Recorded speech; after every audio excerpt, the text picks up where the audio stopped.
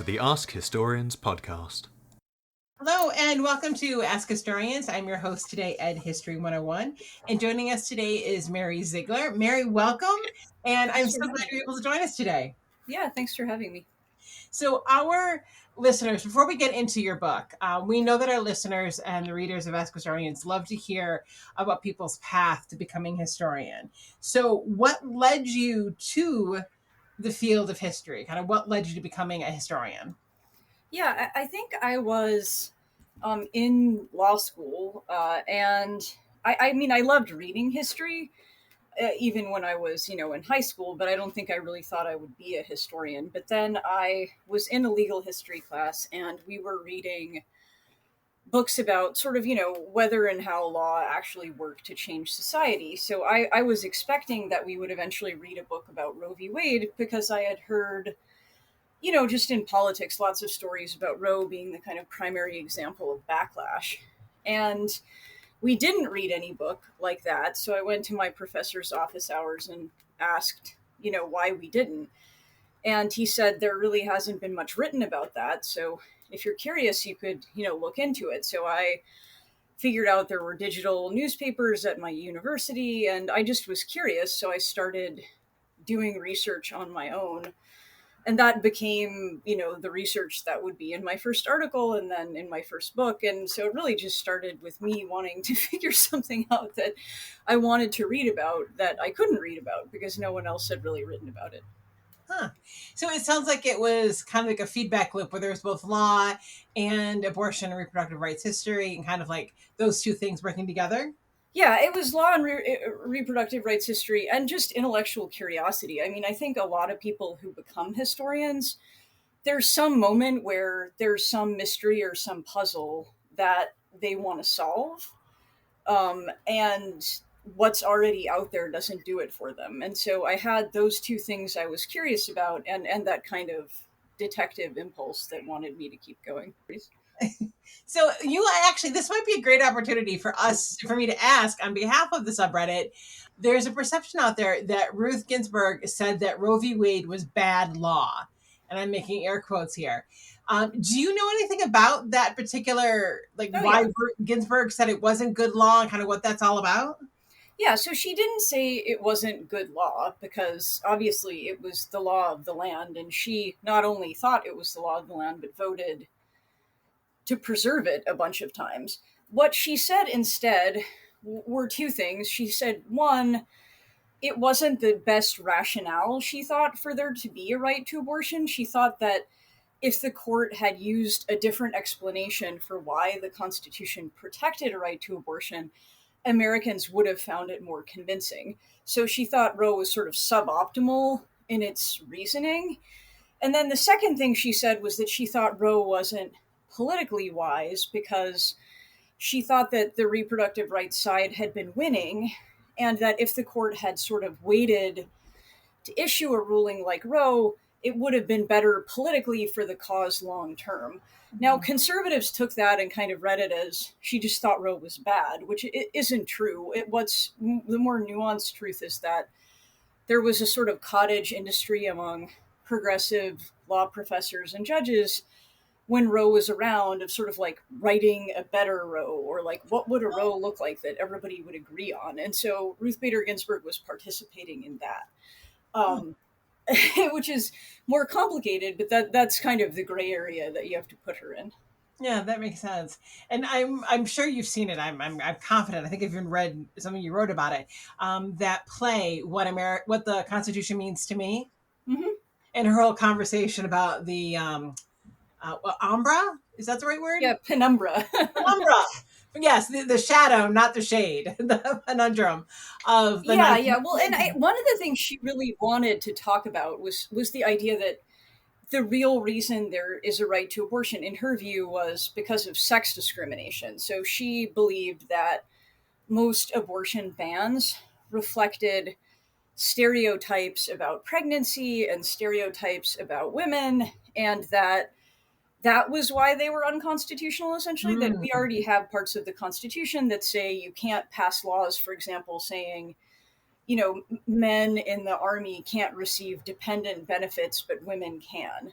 or, that men can be prosecuted for certain crimes and women can't, or that women can go to nursing school in a state but men can't. That's all unconstitutional sex discrimination. So Ruth Bader Ginsburg saw abortion laws as the same category of thing, and that's what she thought Roe v. Wade should have said. So instead of talking about, privacy and penumbras and choice, she thought Americans would have been more convinced if the Supreme Court had talked about sex discrimination and misogyny. Interesting. Huh. And is it also accurate to say that the Supreme Court basically invented trimesters?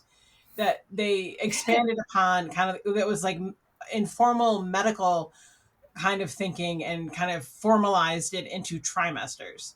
Yeah, I think that's right. So Harry Blackmun, who was the author of Roe, had kind of made his bones as a lawyer representing the Mayo Clinic, and things like when they were getting sued for medical malpractice. So it was, Blackmun spent a lot of the summers when the court was considering Roe in the Mayo Clinic library, learning about pregnancy and medicine.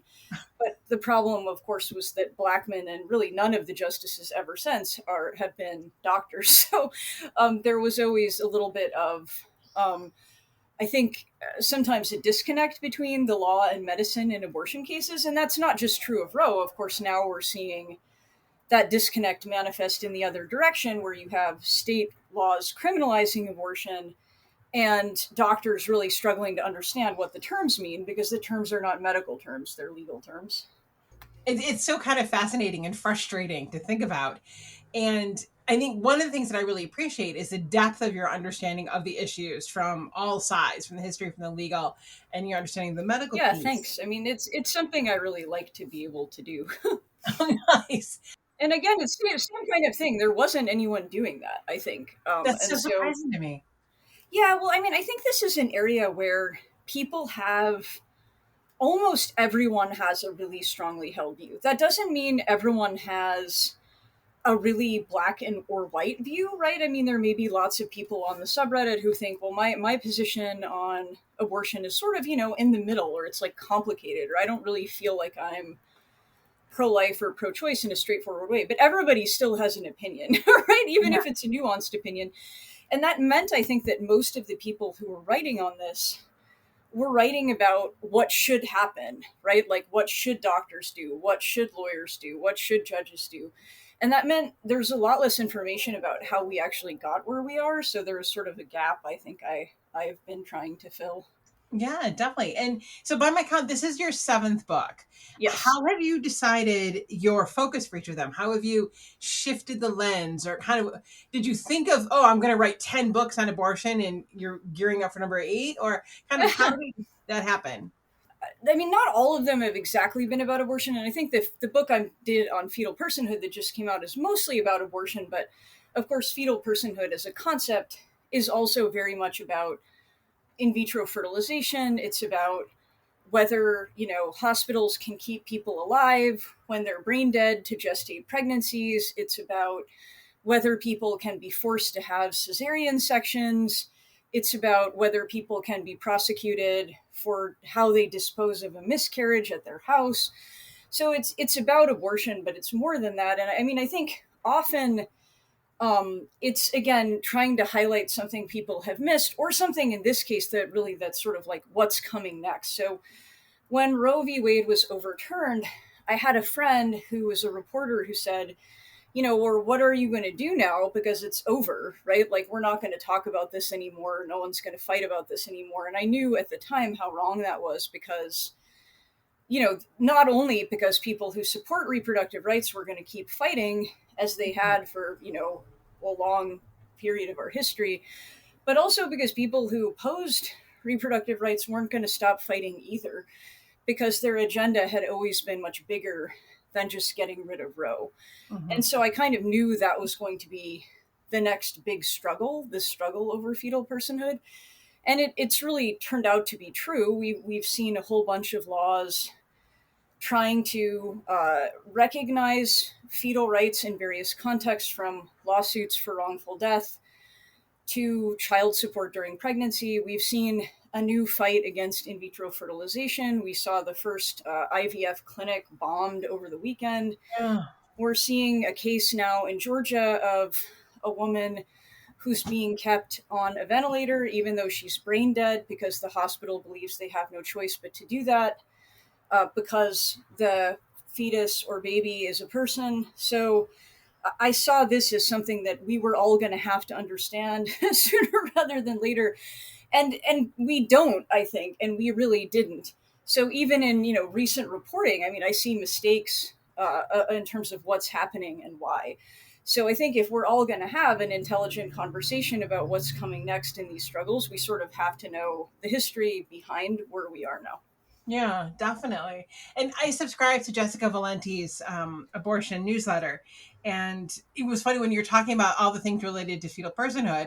I was thinking, oh, there was a headline about this, there was a headline about that. And so it's always fascinating to read a book about history and to see that made manifest right now and kind of to see those things happening. It's always kind of an interesting sort of kind of disconnect. And Yeah, yeah, well, and I think that's part of what helps, right, is for people to understand that, I mean, I think Jessica is obviously very pro-choice, like would say this is all because of animosity toward women, and obviously plenty of people agree with that. But I think it's sort of like, why are certain things taking priority right now, yeah. and why are they all being argued the same way, and like when did that start, and who's behind it, and is it the same people? I think without history, there's a certain amount of that just becomes either your understanding is really shallow or you don't have an understanding at all if you don't know the history. Yeah. And I think a lot of people don't understand there's a whole history behind it. And they Yeah, just, totally. kind of, and which I think is one of the things that makes your book such a fascinating read. And I think it is important to kind of reiterate what you said before.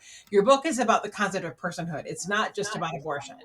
And so anyone who's interested in that concept and understanding the history of personhood should definitely check out the book. It's not just abortion, it's a whole much bigger kind of idea.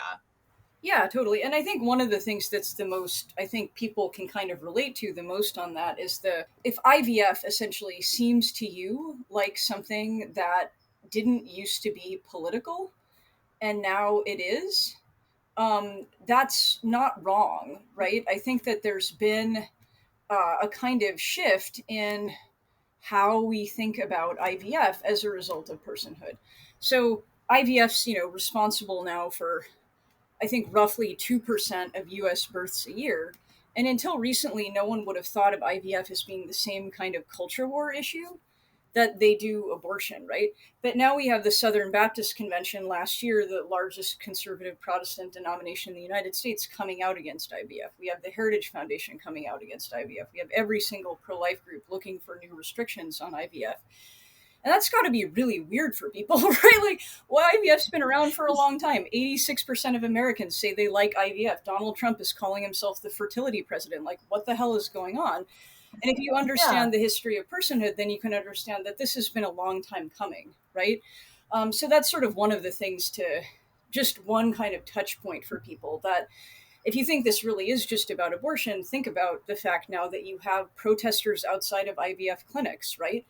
You have politicians clashing over IVF, and you have large religious denominations making IVF a culture war issue. That's all about personhood. So that's a kind of easy way to see this point in action if you're sort of intuitively skeptical about it. To a certain extent, the personhood arguments are related to the natalist arguments and those people advocating we need to increase the birth rate. So I'm wondering if you could speak to kind of that disconnect, that some of the same people who are anti-IVF are also saying we need more people. Yeah, it's complicated, right? I mean, so first of all, I think if you look at poll data on IVF, obviously there's sometimes a disconnect between the leadership of pro-life groups and the rank and file, right? You can't get to 86 or something, 80, north of 80% of Americans being pro-IVF without getting a good number of Americans who identify as pro-life being pro-IVF. Like, there just aren't enough people to get a number like that. So that's one thing, right? There's some people who just agree with you, right, that IVF is good because it leads to more babies. There are people who think that IVF is a problem primarily because of the way embryos are created, stored, and destroyed. there are people in the movement who posit that you could have IVF, you just have to do it very differently. Like every embryo you create would have to be implanted. Now, people who have any kind of knowledge of IVF know that would make IVF both much less effective and much more expensive, because the sort of standard of care that's evolved for IVF evolved because the old way of doing things was not as likely to produce a successful pregnancy. IVF already fails in more cases than it succeeds, and it's also, very expensive still. So I think there was, that's part of it. The other part of it, I think, is that some pronatalists think that the solution is for people to just change the way they're living their lives in ways that would make IVF unnecessary. So, for example, for fewer parents, particularly, I think, women, to work outside the home, for fewer people to delay childbearing to pursue an education or a career. The idea is that all of that would make IVF unnecessary. There's also, I think, real anxiety among some conservatives that IVF allows people to have biological children who are, same-sex couples, who are single parents, people who are not traditional families in that definition. So I think IVF creates anxiety not only because of the way embryos are treated, but because it's used by people who are, in the eyes of some conservative Christians, not ideal parents. Gotcha. Yeah, gotcha. Okay, that makes sense. I mean, it doesn't make sense, but I can kind of see. Yeah, the logic tracks. Yeah, I can see that logic there. So if we kind of slide back into kind of your bigger work as a historian, I mean, first of all, I'm really curious what your Google alerts are like. Like, do you have like a constant stream of? I do have Google alerts. I mean, so I have some Google alerts. I can't really pay attention to them. So because there are so few historians who work on issues related to things like abortion or even IVF or contraception, especially lawyers, right? I mean, so there are people who do history, but a lot of them are not also lawyers. So there are lawyers who don't know history and historians who don't know law, and not that many people who know both. I mean, I sort of replace my Google alerts with just reporters calling me because if there's something really big happening, I don't need Google to tell me. Like, I'll get called by reporters. I do have one that is really useless about Trump because, like a lot of us, I've been waiting to see what Trump would actually do on abortion. I mean, he's obviously done some things already, but I think there's been a feeling that he's going to do a lot more in the future. And, that Google alert is useless. So I'm kind of back to relying on, on reporters to be my Google alert. Out of the kind of modern era, I kind of imagine that you have basically all the archives that deal in any way with abortion. Anywhere in any archive, if there's anything related to personhood abortion, you basically have the contents memorized. But I'd be curious, what is your relationship like now after your seventh book to the archives as they relate to abortion, to women's history, to personhood? Yeah, I mean, I'm always looking for new material. So one of the kind of features of doing research in this space is that there's a lot of stuff that hasn't been archived. The stuff that has been archived has disproportionately been archived by the largest, most mainstream, most reproductive rights groups. So that means there's comparably little that's been archived by activists of color. There's comparably little that's been archived by conservative groups.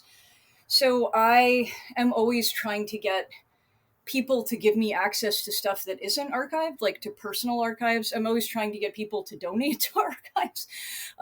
I have permission from some people whose archives are not open to the public to look at the archives.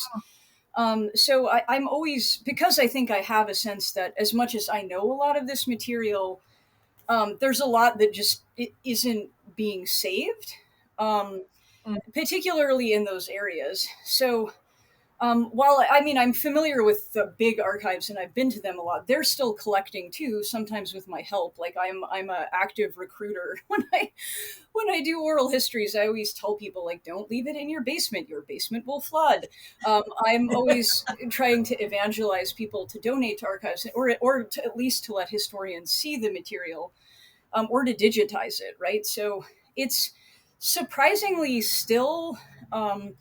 An area where the archives have a lot of surprises, even this many books in part because I think there were a lot of assumptions that people who were involved in these struggles made about what libraries actually wanted to see or thought was worth preserving.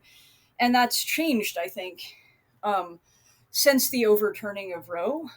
Uh, what libraries are interested in saving has changed, but also I think people are beginning to kind of become aware of the fact that material they have is historically significant.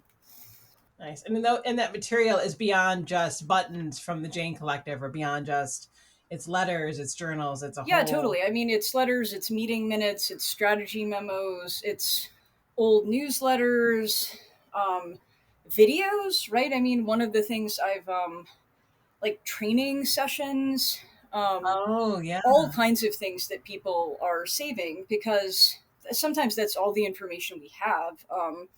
That's true too, I think, because some organizations in this space are kind of secretive for understandable reasons. They don't want their strategy getting out because they're afraid that will undermine its efficacy. So sometimes when we're trying to write about what the strategy was, right, or who was pursuing it, we really, really have to dig. Like, this is not all stuff that's necessarily being put out for public consumption in the way you might expect.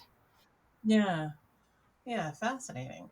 So, and given all of your travels and all of your inquiry that you've done, what has been the most surprising thing you found, that you didn't expect to find in whether an archive or a private collection? Well, I mean, I think it's hard to pick just one. I mean, I think early in my career, I was consistently surprised by how the identities of people who were pro choice and pro life had once been very complicated politically and have kind of crystallized in ways that are not today. So I think there is sometimes, and I think you still sometimes see this in sociological data and poll data, that Americans' ability to think about pregnancy in really complicated, nuanced ways is still there, but our politics are really bad at accommodating those people. So I guess one of the surprises is just if you're in archives, really any archive, right? If you're in the archive of advocacy groups, if you're in archives of abortion clinics and you're hearing people talk about abortions they've had or abortions they've performed, how much complexity there is and how people actually think about this when it's not a Mm. political issue, it's not a Supreme Court confirmation. That's surprising, I guess, because our politics and law have put so much pressure on everybody to sort of sound the same over the past 50 years. Oh, And interesting. people just don't, right? And I think part of that is because a lot of our debates about abortion and IVF and pregnancy have all kind of boiled down to criminalization, thumbs up or thumbs down, right? Like, should IVF be legal? Should abortion be legal? And most of us have opinions on that. But then once you get beyond that and you get into sort of like ethics and what is the value of this life or that life, or when should you have autonomy, or what should you do to support pregnant women, like, then things get murky for a lot of people. But we don't really Mm. get to have that conversation very often because our politicians and our laws are all focused on the criminalization, thumbs up or thumbs down question, which I think is a shame. I mean, I think it's also Yeah. very American, right? I mean, for people on the subreddit, you probably feel like there are a lot of debates that have boiled down to criminalization, thumbs up or thumbs down. So it's not shocking in that way, but I think it does sort of obscure how a lot of people really are thinking about this. Yeah. Well, that kind of gets to my next question, which is what is the most frustrating thing for you about conversations about abortion in the media or in the public? And it sounds like what I hear you saying is that it's that lack of nuance and people kind of forced into, a side when it comes to Yeah, I abortion. think that's one of the things. I think, again, too, that sometimes if reporters don't talk to historians, there's also a tendency to think that something that's new to them is actually new. Mm. Fetal personhood's a good example of that, but there are lots of examples of that, right? Where you'll hear people say, oh, now there's this attack on abortion exceptions, or why all of a sudden are people against rape and incest exceptions? Or why it's so bananas that this pregnant person is being kept alive in Georgia when she's brain dead? Like, that's new. And so I think there's also, I think sometimes, unless people are willing to talk to historians, there's a lot of history shaping what you're seeing that reporters don't always get to. I think reporters have become a lot better about that after Dobbs, just because they've been a lot more curious about this area altogether. So they're willing to make, like a few extra phone calls before their deadline. But I think that's still a problem. And I think it's also a problem because it kind of does, both those things do a disservice to people, right? Like, ignoring the nuance does a disservice to people because it makes people who think in a nuanced way feel really alone, right? Feel like they're the only people who feel or think that way. And ignoring the broader historical context isn't helpful because it's really hard for people to predict what's going to happen or what the stakes are if they're seeing these events in isolation. Mm-hmm. It's funny. I know from talking with and working with education historians and people who study the history of American schools, is that it's never really a good idea to ask about solutions. Like, where do we go from here? What do we do about it? But that won't keep me from asking you if you could wave, your magic historical wand, and if you could kind of change perhaps the media, or if you could change the conversation, what would you like to see happen? Well, I mean, I think that one of the things that would help if people are trying to understand this better, or if they're really trying to get involved in this, like if you're in favor of reproductive rights or you see yourself as pro-life, like, I think one of the things history tells us unequivocally is that when there are changes, big changes on issues like IVF or abortion, it always has as much to do with things that are not just those issues. So we tend to think of, people will say abortion is single issue politics, right? Like, it's isolated from other things. That's not how the movements involved in this think about it, right? They think about it as related to voting rights law. They think about it as related to campaign finance law. They think about it as related to court reform.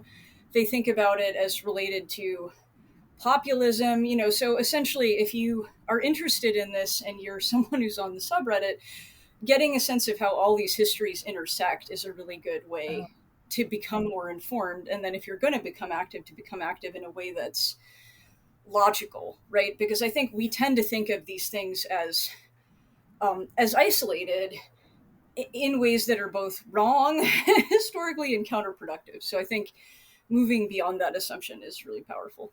Yeah, I just appreciate the simplicity, but also the complexity of moving beyond assumptions and seeing the interconnected history, which is something we're always kind of cheering about. But on the note of the subreddit, you did an AMA with us a while ago, and we're always curious what it's like for people on the other side of the screen, because we can see what we see as moderators. But what was it like for you to do an AMA? How was that experience for you? It was actually fun. I mean, I think that it was fun. In part because I think people like me get to do responses to questions, but in very artificial ways, right? So it'll be, live caller radio, which is about as fun as it sounds, which is to say it's not fun. The radio part is fun, but the live callers, because, you actually have to say something smart on live radio for millions of people about a question you're not prepared to answer. And often, one about which you don't know much. And then, if you give a keynote, there'll be a little bit of time for Q&A at the end, but you don't really have a sustained amount of time to engage with questions at your own pace, right? It's always time pressured in one way or another. So it was actually really fun because I like conversations more than hearing myself talk. And AMAs are like that, right? But without this sort of weirdness of something that's live on the radio where, the fear of looking ridiculous is real. It's not. There's no so on the radio. You can't be like, delete, delete, delete. Yeah, no, I mean, and if anybody ever wants, if we do another AMA, I have lots of fun, like me being ridiculous on live caller radio stories. So, and TV even. I've even done that. Oh, that would be awesome. Mm-hmm. Yeah, there's one about my washing machine and one about me calling a law the wrong thing, such that it became a story on Newsmax. So those are both. It's one of the big. It was actually good because the lesson for my daughter was that if you mess up publicly, no one cares. Like literally the next day, I was getting media calls from people being like, "You're the big expert after publicly messing up." So it was actually good. It's like you can make mistakes. It's okay. Nice. What's on deck for you? Is there going to be an eighth book on this kind of theme, or are you? Yeah, so I'm working on two books now. One is about the conservative Christian legal movement and the effort to establish that the Constitution is a Christian document. Oh. And that starts in the 19th century with Anthony Comstock and goes through the Alliance Defending Freedom and the contemporary conservative Christian legal movement. And generally, one of the things that's happened has been that conservative Christian legal groups have been unsuccessful in efforts to actually amend the Constitution to recognize Jesus Christ or to convince the Supreme Court to interpret the Constitution as a Christian document. So they've often pivoted instead to arguing that the framers of the Constitution believed in certain conservative Christian values about sex and reproduction. That's been kind of like the alternative that has worked. Mm-hmm. But that's been fun because it's related. Obviously, some of the characters in my work on abortion show up in this story. And some of the story, of course, is about abortion because the people in the anti-abortion movement were engaged in these debates too. But there are other people who are involved in broader issues as well, whether that's the teaching of evolution, the prosecution of people for fornication, school prayer amendments, gender affirming care and transgender issues. Like all of these other people come into the story because they were all involved in this debate about a Christian constitution.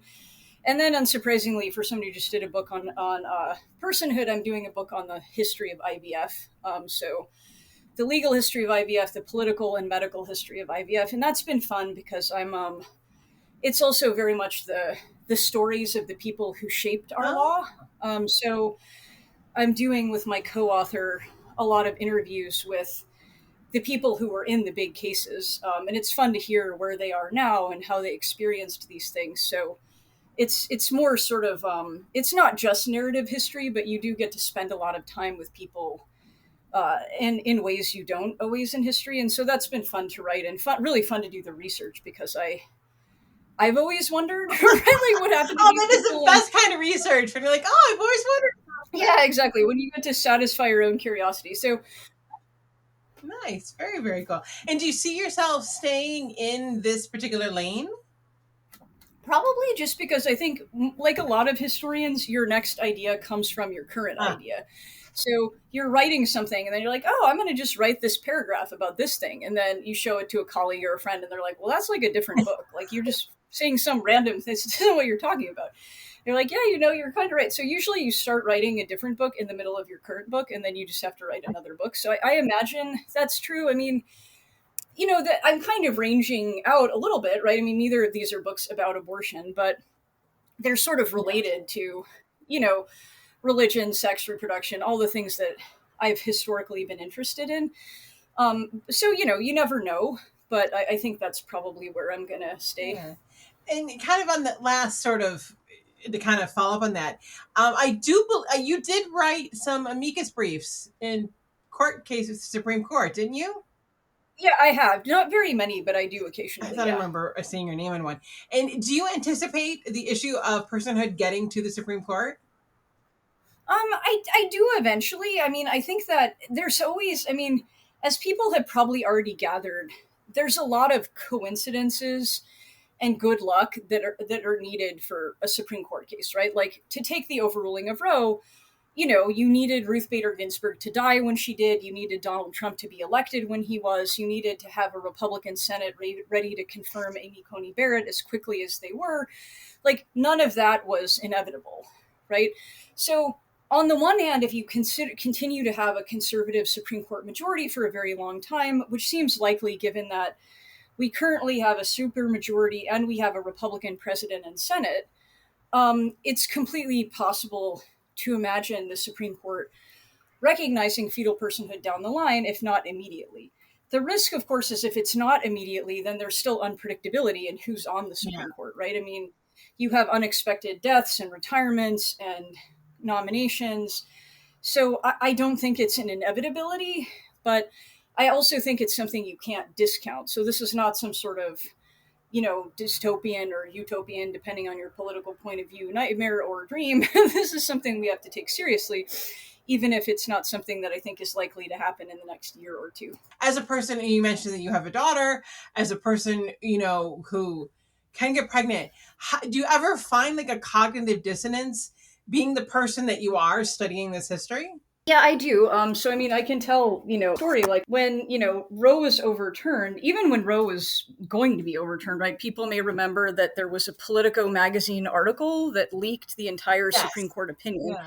So between that leak and the actual overruling of Roe, my life was just chaos, right? Because everyone wanted to talk about the history that got us there, like every reporter, policymaker. So I was doing stuff all the time. And then I think it was a few days after Roe had been overturned, my husband, who's very proud of me, was, basically he said, let's watch one of these TV specials that you were on talking about this history. So we did. And then I just had this like emotional breakdown because I was seeing it instead of, as a historian or as a lawyer or whatever, I was just seeing it as a person who can experience this stuff myself. And there definitely is a disconnect because most of the time you're thinking about it, as a professional, right? And I think I am famous in this space for being like a straight shooter. Like I try not to editorialize. I mean, I obviously have opinions. I write op-eds, but when I'm writing history, I'm just sort of, this is what happened. And you can formulate your own opinions, which means a lot of my books are read. They're sort of like a Rorschach test. Like I've had a lot of people say, wouldn't you have made so-and-so really angry by writing this? And so will think I did a great job and that I praised them because their views of the reality are so different.